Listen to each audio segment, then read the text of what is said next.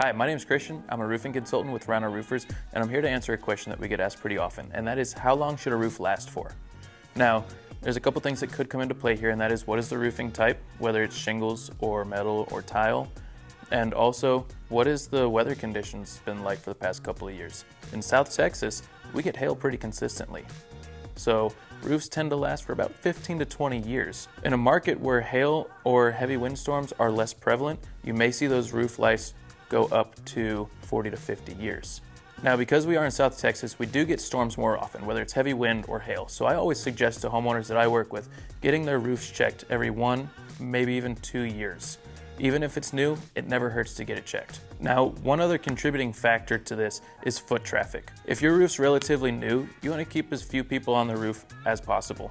In order to do that, but still get your roof inspected, at Rhino Roofers, we do offer a free 37-point inspection from a drone, where the photos that are taken from the drone do get reviewed by one of our roofing consultants here.